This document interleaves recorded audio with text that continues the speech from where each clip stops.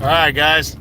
So the last one I'm doing of the day here is the fight of the year. I'm finishing up my awards this morning. Tomorrow I'll probably hit you guys with the maybe later tonight, but more likely tomorrow morning I'll hit you guys with the TV schedule and I'll get started on the divisions. But yeah, I want to do Fighter of the Year, which is a big award for me, giving out Fighter of the Year to just the guys who did the most and did the best in 2018. I believe overall last year, I'm actually drawing a blank, but some of the awards I gave out this morning, real quick, I just want to go over who won these awards last year. Because just as a refresher, just to see who did what, in boxing in 2017. I'm sorry, guys. I'm trying to get this together. I'm fine, by the way. Don't worry about it. All right, so this morning I did the overall win of the year. Last year, that went to Anthony Joshua's 11th round TKO of Vladimir Klitschko. Great fight. Anthony Joshua and Vladimir Klitschko. And then Fighter of the Year, the award I'm about to get into now. Last year I gave it to Triple as he was my overall Fighter of the Year, the way he looked against Canelo, and then his win over Danny Jacobs, who was a big name fighter. I gave him Fighter of the Year last year. So those were the awards from 2017. Now we're going to look at the awards for 2018 for Fighter of the Year. So we'll start with by division for the guys that didn't make it as finalists, and we'll move our way up. We started with 122, and I gave that to Danny Roman, or Roman, whatever you want to call him. Danny kind of flew under the radar. I haven't mentioned him yet, but he just quietly had a 3-0 year. He came in as a new world champion, the WBA champ. He fought some nobody in March and got a decision win in Japan. And then he came back in June and took on Moses Flores, who was an undefeated top contender. But Flores came in overweight. But I was expecting this to be a really good, close fight. And Roman just dominated. He dominated him. He beat him to the punch. The rounds were competitive, but he was just beating him to the punch and landing the better shots and got a one-sided unanimous decision. That was just a good, strong performance. And then in October, he returned as part of the Matchroom with Eddie Hearn for his fighting for Matchroom for his first time, and he took on Gavin McDonnell, a former world title challenger, and ended up being a very competitive, good, close fight. It was a close fight when the fight ended, but he wasn't letting it go to the scorecards. Close fight. He came on strong. He fought like a champion, and he knocked him out in his first fight on DAZN with Matchroom, and I thought that was very impressive. So that was my Fighter of the Year, 3-0 at 122.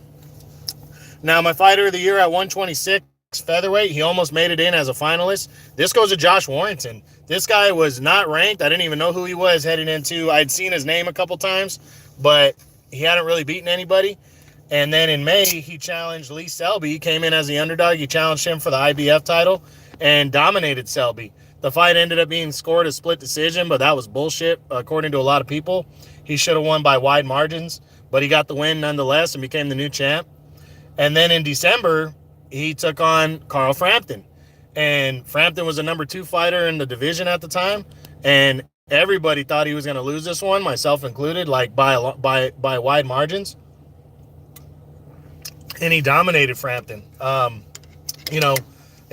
rounds were very competitive, but he got a convincing decision and now has planted himself as a number 2 fighter in the division. So this was a big year for him. Definitely the best at featherweight. Now my Fighter of the Year at 130 goes to WBC champ Miguel Berchelt. Berchelt was number 2 at the start of the year, and he kind of by default got number 1 because Lomachenko decided to move up in weight. But he proved, he came out, he had a hand surgery last year, which cost him the fight with Orlando Salido and had to be canceled. So in February, he fought some nobody just to test it out, got a 3rd round knockout. Then he fought a faded former world champion and Jonathan Victor Barros in June, destroyed him in 3 rounds. And then he had his mandatory defense against Mickey Roman, who was a number 4 fighter in the division at the time. And I've been talking about it. It was just a great performance. Early on, it was close. First half of the fight was toe to toe, and then he just took over in the second half, body work, and proved why he's the top guy in the division right now. He's really done a lot in the last 2 years. He has the knockout win over Francisco Vargas. He beat the Japanese buzzsaw, Takashi Miura, in 2017. And he tied, last year, he tied Lomachenko for the best at 130. So, yeah, he really has kind of flown under the radar, and he's a really good fighter. So, but he definitely had the best year at 130 this year, 3-0 year. We move up to 140, the best there. I gave it to Regis Prograis, undefeated interim champion right now. He came out of nowhere. He was an undefeated prospect in 2017, and coming into 18, he was supposed to be fighting Victor Postol in March, and Postol had to pull out with an injury 3 weeks in advance, and he ended up facing former unified champ Julius Ndongo. I thought this was a bad choice because he wasn't preparing for Ndongo, who has a completely different style than Postol, and man, he blasted fucking Ndongo in only 2 rounds to put him down 3 times. And this was the Ndongo that had only lost to Terrence Crawford on body shots in the 3rd round last August of December, in 2017, I'm sorry. And so I was just shocked that he was able to dominate him so quickly on short notice.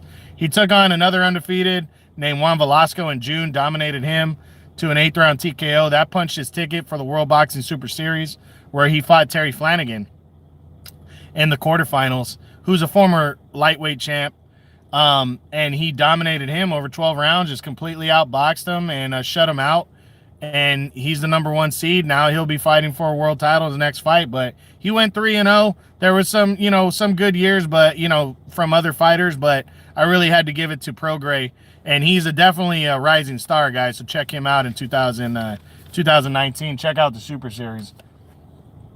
Fighter of the year at welterweight, 147.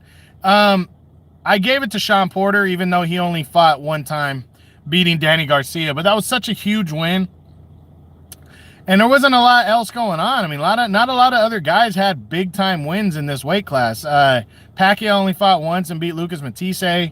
You had Spence fought twice, but, I mean, he beat Lamont Peterson and some unknown guy named Carlos Ocampo. So I couldn't give it to him either. I felt like this was the right choice. That was a big win. For 1 win, that was a big win, and it was the biggest of the year. So I gave it to Sean Porter for his win over Danny Garcia. 154 fighter of the year. Another one, a tough one to call, but I gave it to Jarrett Hurd for his 2nd straight year. Hurd had a monster win over Erislandy Lara in April, where he unified titles, to become the #1 guy in the division and the unified champ. He had to go have surgery on his shoulder after that, and he decided to come back in December on the Wilder Fury undercard and took on some unknown Englishman who was kind of testing him early, but all he needed to do was land a couple body shots, and he put him down quick with a 4th round knockout. But the weight of that win over Lara was just such a big win that it was tough with Charlo not being upset by Tony Harrison. But because that fight was so close, I didn't want to give it to Harrison. Minguia fought a lot of nobodies, but nobody on the level of the Hurd over Lara win. So Jarrett Hurd is my super welterweight of the year, the fighter of the year at that weight class. Fighter of the year at 168, which is super middleweight. I gave this one to Callum Smith. He kind of got robbed of his semifinal opponent. It was supposed to be former 2-division champion Jürgen Brammer. He was supposed to fight him. And Brammer had to pull out with some illness just days before the fight. He ended up fighting some nobody named Nieki Zulkin or something, and he just ended up getting a shutout decision over him. So it was like, so what? You really didn't know what he was made of. But then in the Super Series finals against George Groves, he went out and knocked Groves out 7th round impressively. Good fight, and I really was impressed with that. So so I gave it to him for a nice win right there. I gave it to Callum Smith right there. It was a good hard-fought win and a good knockout. Light heavyweight of the year. This is another tough one to choose. I gave this one to Alexander Volchik, the guy that knocked out Adonis Stevenson. He won the interim title back in March, beating some unknown fighter. He wasn't that impressive by a decision on ESPN, but his win over Stevenson was such a big win. It was such an important win. and Alvarez only had the one win over Kovalev. So it was kind of hard to choose. And Dimitri Bivol, he had 3 wins, but it was just close. It was close to choose the top guy, but that win over Stevenson was such a big win. Stevenson had been champ for so long. And then the fact that he had another win on top of it, I gave it to Wojcik as my light heavyweight of the year. Now, all the other fighters are finalists, so let's take a look at, I had a 2-way tie for 5th. And they're both heavyweights, and they're both rivals. And they both could be fighting next. We'll start with heavyweight challenger Dillian Whyte. This guy had a great year. He flew under the radar. He ended up having my knockout of the year also. But this guy just truly had a really good year as a heavyweight. He came out of nowhere. He knocked out undefeated Australian Lucas Brown impressively in March. He bounced back at the end of July and got a hard-fought decision where he had to get up off the canvas over Joseph Parker, former world champion and top 10 fighter right now still. And then he took on Derek Chisora in a rematch where Anthony Joshua was waiting for him in April. And a reminder that he didn't have to take this fight. He was already the favorite to face Joshua in April prior to this fight. And he came in and fought him anyways. You know, he wanted to stay busy, and he fought Chisora anyways, and it was a good, close, hard-fought battle. And in the 11th round, he scored a wicked knockout, fucking left hook. He put Chisora out cold. This was a 3-0 year, and against 3 good heavyweights. Big-time year for Dillian Whyte, so he's tied for 5th. Tying him for 5th is Anthony Joshua, the unified heavyweight champ. Some people might argue this, but he had a good year. He took on Joseph Parker, who's an undefeated champion, and he unified belts. He added a 3rd belt to his 2 already, so he has 3 of the 4 belts. And then in September, he took on Alexander Povetkin, who's a former world champion. And he knocked him out impressively in the 7th round. Impressive performance. He was a mandatory challenger, so it's not like he took on nobodies. He just didn't have the year that he had in 17 when he knocked out Klitschko, but it was still a very good year and deserved to be mentioned in the top 5. Finishing the year number 4, Mikey Garcia. I mean, a lot of people aren't looking at Garcia for the year that he had, but he had a good year. He moved up to 140, or he stayed kind of at 140, and won a 4th title in a 4th different weight class, beating Sergey Lipinets, who was an undefeated top 10 fighter, and got a unanimous decision, got a good knockdown in the 6th round of that fight. And then in July, he came back in unified lightweight titles against undefeated, awkward-style Robert Easter Jr., and he dominated the action in that fight, too. I thought Easter might give him some trouble because he was such a bigger fighter, but he scored a knockdown early in the fight and just dominated the action to where Easter didn't even seem like he was trying too hard to win. He was just trying to survive. And Mikey got a one-sided decision in that one, too, to unify belts. And those 2 guys were number 2 and 3 in the division at the time of the fight. So big-time win, and 2 of them in 2 different weight classes, winning titles and unifying titles. So this is a big year for Mikey Garcia, even though he kind of flew under the radar to some people. Number 3, I gave it to Vasily Lomachenko, who's my pound-for-pound best fighter in boxing. I still believe he is. This guy, he had a good year. He moved up to lightweight and beat Linares by in a great fight, 10th round TKO win. On a body shot. He had to come back in that fight with the hurt shoulder and do that. I've been mentioning that over and over. And then in December, he took on Jose Pedraza to unify belts, and he dominated him. One-sided, coming off of a surgery. He got his 12 rounds in, dominated Pedraza with ease, and then in the 11th round, knocked him down.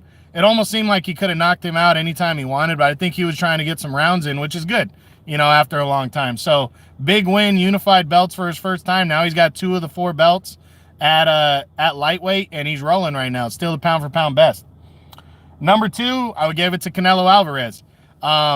He, beating Triple G, that was the win of the year. Like we said, it was the biggest fight of the year. It was the win of the year.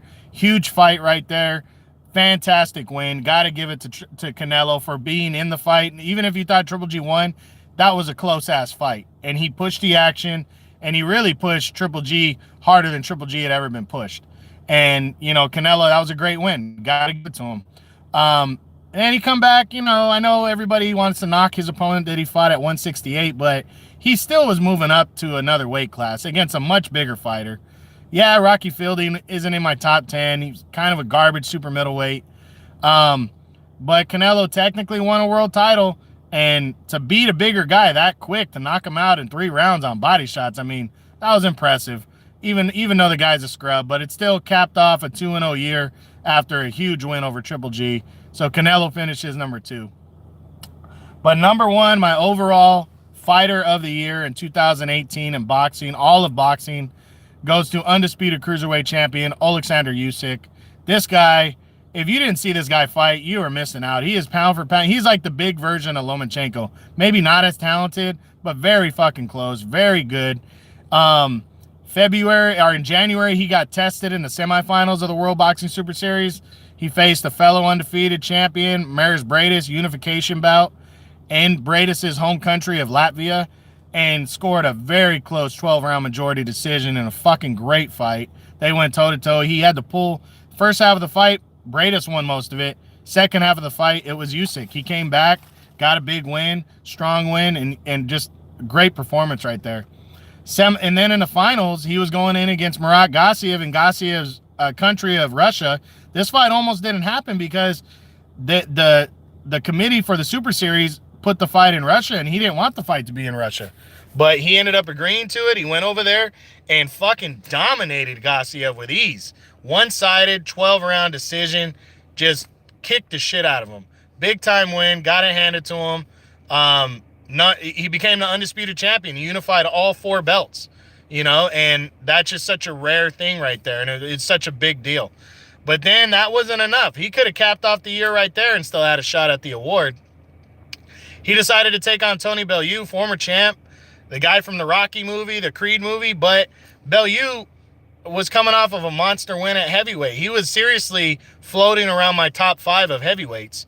He came back down to cruiserweight to challenge Usyk in his country of England. Usyk, again, was the road warrior, went into somebody else's home, and Bellew was sharpshooting pretty well early in the fight, but towards the middle rounds, he started to take over, and then in the 8th round, he just landed a monster straight left hand after wearing down Bellew, knocked him out clean, retired Bellew, and left no doubt who the fighter of the year was. This was just no question who the best guy at one in the whole world is right now. He's the undisputed champ, and that's such a rare thing to say in boxing these days. So that's it, guys. That's the end of my awards. I'm sure some of you guys are happy.